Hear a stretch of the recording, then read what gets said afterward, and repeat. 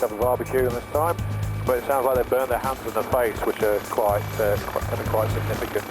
The team on board Helimed 98 is trying to find the injured man in a garden high in the hills of Wensleydale. I've got you the map, which is not going to like it. Have you seen what he's given us? It's a grid reference in an often featureless landscape. Just stood, yeah, they are waving. Coming back around, it's going to be straight back along. Burns victims are usually in serious pain and their wounds need to be kept cool and clean. Hello? Their patient, Steve Davies, is in agony and is pouring cold water over his burns. What's your name? Steve. Is it hurting? Bad. Hurting bad, is it? Steve was trying to light his barbecue when he made the mistake of pouring lighter fluid over hot coals. It exploded and burning fluid splashed over his head and hands. It looks quite horrendous, doesn't it? But these are fairly superficial burns, all right, Steve? Yeah. Can I have a look in your mouth?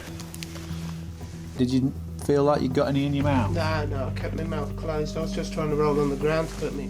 The most lethal burns are to the windpipe. Patients can asphyxiate, but thankfully, Graham has just ruled that out. So did it just flare up? I mean... Yeah, I was leaning right over it. Right. I put some fuel on it, and some water fuel, but... So it sounds like the fumes then have probably ignited. Yeah. Burns victims suffer waves of severe pain. We'll give you some morphine. Now the morphine takes a few minutes to start to work. Yeah. All right.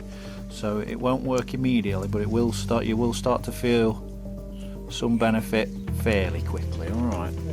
Paramedics need to cover Steve's burns with cling film. This acts as a protective layer to keep the wounds sterile and cool. Cling film also doesn't stick to the skin and allows doctors to see the injury.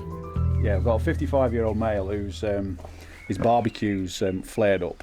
He's got partial thickness burns to his right hand and partial thickness burns to the sort of right side of his face and his ear.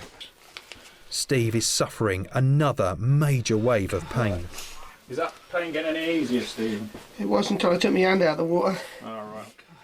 I know it's probably not what you want to hear, but it's actually quite a good sign that it hurts, because that means it's not that deep. All right? Really deep, full thickness burns don't hurt. So.